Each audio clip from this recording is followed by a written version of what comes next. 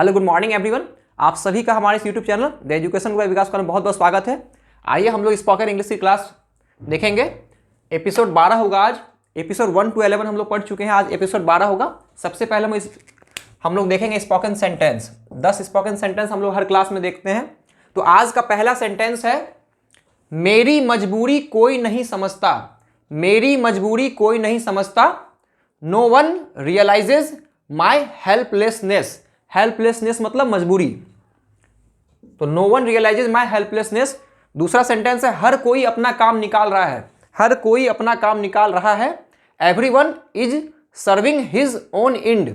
Everyone is serving his own end. Next 1 2 के बाद number 3 पे देखेंगे, वह दिनों दिन मोटे होते जा रहे हैं। वह दिनों दिन मोटे होते जा रहे हैं। हम लोग कहते हैं ना कि वह दिनों दिन मोटे होते जा रहे हैं इस सेंस में। तो ही is getting fatter. FATTER fatter. Fat fatter fattest होता है ना, तो ही is getting fatter day by day. Day by day मतलब दिनों दिन। चिराग तले अंधेरा एक बहुत ही फेमस फ्रेज है या कहावत है, चिराग तले अंधेरा। Nearer the church farther from God. Farther FARTHER farther from God. Nearer the church farther from God. Number 5 पे, बिना आग धुआं नहीं उठता। There is no smoke without fire. There is no smoke without fire. तो 1 to 5 सेंटेंस हम लोगों ने देखा। मेरी मजबूरी कोई नहीं समझता। हर कोई अपना काम निकाल रहा है। वह दिनों दिन मोटे होते जा रहे हैं। चिराग तले अंधेरा। बिना आग धुआं नहीं उठता। अंग्रेजी की बात करें अगर तो रिवीजन एक बार कर लेते हैं। No one realizes my helplessness. Everyone is serving his own end. He is getting fatter day by day. Nearer the church farther from God. There is no smoke without fire. तो 1 to 5 हम लोगों ने देखा। अब हम लोग number 6 पे देखेंगे। देखिए सारे सेंटेंस काफी यूजफुल है। आप लोग अगर इसको कॉपी में नोट डाउन कर लेंगे और आईने के सामने 5 बार बोलेंगे तो निश्चित रूप से आपको याद हो जाएगा और डे टू डे लाइफ में आप लोगों को काफी हेल्प मिलेगा अंग्रेजी सीखने में। इंग्लिश एक बहुत इंपॉर्टेंट भाषा है, तो सीखना काफी आवश्यक है।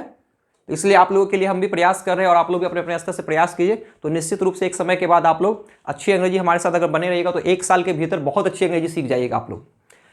6 पे है, पैसा उसकी कमजोरी है। He has a weakness for money.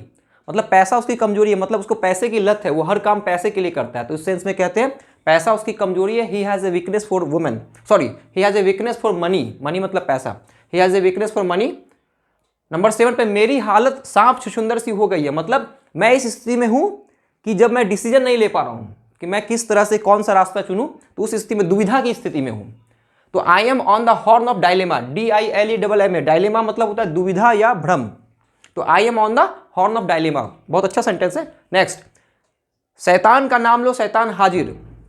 शैतान का नाम लो शैतान हाजिर। उस सेंस में कहेंगे नंबर 8 में है, शैतान का नाम लो शैतान हाजिर। Name the devil, devil is present. होनहार वीरवान के होत चिकने पात। नंबर 9 पे है, होनहार वीरवान के होत चिकने पात। इसका मतलब हो गया कि जो गुणी या प्रतिभावान लोग होते हैं उनकी प्रतिभा हम लोगों को बचपन से ही दिखती है, अर्ली स्टेज से ही दिखती है। तो coming events cast their shadows before. Shadow मतलब छाया होता है, SHADOW, और इवेंट मतलब घटना।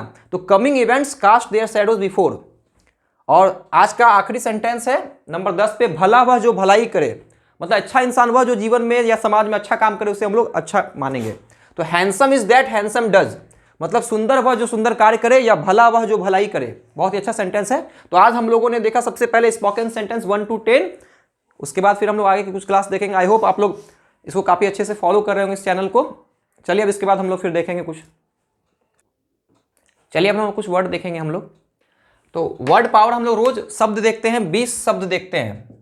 तो आज का हमारा पहला शब्द है प्लेथोरा। PLETHORA। प्लेथोरा मतलब अधिकता। कोई चीज अधिक मात्रा में होती है तो कहते हैं अधिकता है इस चीजों की, तो प्लेथोरा।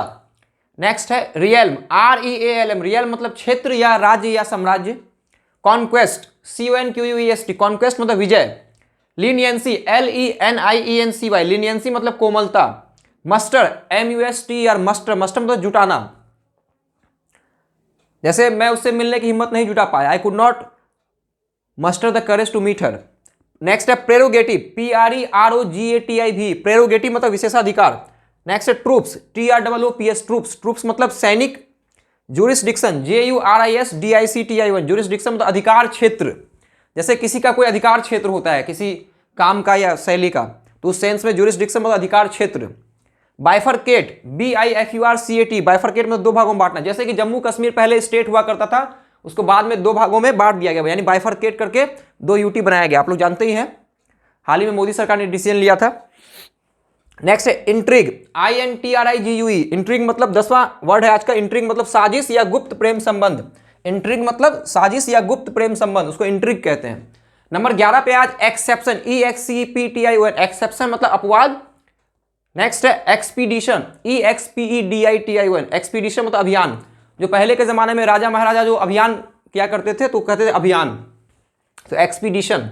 नेक्स्ट है पार्लर, PARLOR, पार्लर मतलब बैठक या कहीं पे विचार विमर्श करते हैं ना बैठक करके, तो पार्लर मतलब बैठक। नेक्स्ट है लोकेशियस, LOQUACIOUS, लोकेशियस मतलब बातूनी, जो बहुत अधिक बोलता है उसे बातूनी कहते हैं। उसका और भी सारे वर्ड जैसे talkative, chatter box, mouth box, तो लोकेशियस मतलब बातूनी।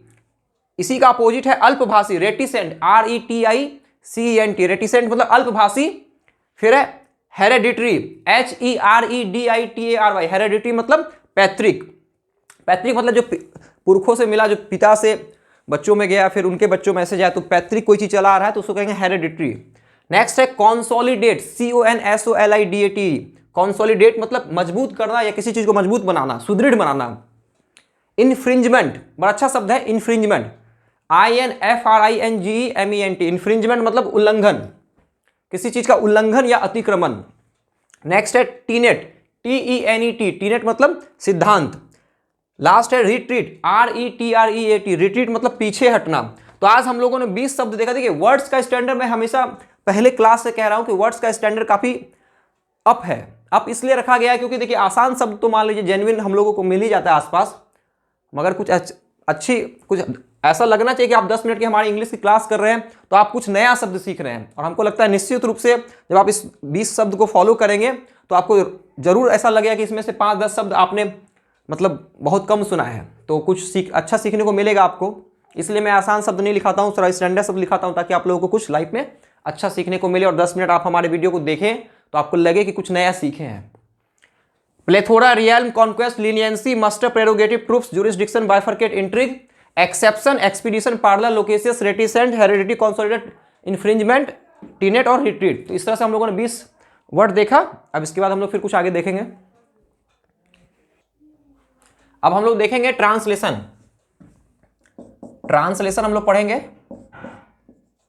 तो आज जो ट्रांसलेशन हम लोग पढ़ रहे हैं present continuous tense, CONTINUOUS, continuous tense. मैंने आप लोगों को लास्ट वीडियो में बताया था कि टेंस 3 प्रकार के होते हैं, present tense, past tense, future tense, और प्रेजेंट टेंस भी 4 होते हैं। तो उसमें से आज दूसरा होगा प्रेजेंट कंटिन्यूअस टेंस। पहला मैंने पढ़ाया था सिंपल प्रेजेंट टेंस, आज प्रेजेंट कंटिन्यूअस टेंस। इसके अंत में रहा है, रही है, रहा है, रही है, हिंदी के जिस वाक्य अंत में रहा है, रही है, रहे, वो समझ लीजिए प्रेजेंट कंटिन्यूअस टेंस का वाक्य है। इसको बनाने का रूल होता है, देखिए, subject plus is MR plus V4 plus object. Is MR को हम लोग हेल्पिंग वर्ब भी कह सकते हैं, HV शॉर्ट में हेल्पिंग वर्ब। अब देखिए, जैसे एक वाक्य देखिए, मान लीजिए सीता पत्र लिख रही है, सीता पत्र एक लिख रही है। देखिए, तो सीता क्या हो गया, सब्जेक्ट, पत्र क्या हो गया, ऑब्जेक्ट, लिखना क्या हो गया, वर्ब, और रहा है, रही है, ये हो गया हेल्पिंग वर्ब मान लीजिए। ठीक है, तो हम लोग इसको बनाएंगे कैसे, देखिए एक ही सेंटेंस को अच्छे से बता देंगे, सीख लीजिए आप लोग। Subject is MR V4 object. तो सब्जेक्ट क्या हो गया, सीता। किसी भी वाक्य में जो काम करता है, डूअर होता है, उसे हम लोग सब्जेक्ट कहते हैं। ठीक है, तो सीता, SITA, सीता आसान है, इज MR, सीता सिंगुलर है इसलिए इज लगेगा, आई के साथ M लगता है और प्लूरल सब्जेक्ट के साथ R लगता है। तो सीता इज V4 माने लिखना, लिखना का राइट का राइटिंग हो जाएगा, V4 मतलब ING फॉर्म। तो Sita is writing a letter, object हो गया लेटर, LETTER, जानते हैं आप लोग। अब सीता पत्र नहीं लिख रही है, तो Sita is not writing a letter. अब रहे क्या सीता पत्र लिख रही है, इंट्रोगेटिव सेंटेंस, तो उस सेंटेंस में, उस कंडीशन में इज हेल्पिंग आगे आ जाएगा, is Sita writing a letter, और क्वेश्चन मार्क। दिए पॉजिटिव नेगेटिव में फुल स्टॉप होता है और इंट्रोगेटिव में क्वेश्चन मार्क। इंट्रोगेटिव सेंटेंस किसे कहेंगे, जिसके आगे क्या लगा रहे, क्या सीता पत्र लिख रही है, is Sita writing a letter, is Sita writing a letter, is Sita writing a letter. अब रहे क्या सीता पत्र नहीं लिख रही है, इंट्रोगेटिव प्लस नेगेटिव, तो इज आ जाएगा, is Sita not writing a letter, फिर क्वेश्चन मार्क। अब रहे सीता पत्र, सीता पत्र क्यों लिख रही है, देखिए टर्म वाला, तो टर्म वाला हम यहां लिख देते हैं, टर्म वाला देखिए, why is Sita writing a letter, फिर क्वेश्चन मार्क। अब सीता पत्र क्यों नहीं लिख रही है, why is Sita not writing a letter, हो गया। तो इस तरीके से हम लोगों ने देखा आज ट्रांसलेशन। अब एक होमवर्क लिख लीजिए SW, मान लीजिए मोहन क्रिकेट खेल रहा है, मोहन, एक होमवर्क हो गया, मोहन क्रिकेट खेल रहा है, तो ये होमवर्क हो गया। इसको 6 तरीके से आप लोग बना लेंगे, positive, negative, interrogative, interrogative plus negative, term, term plus negative.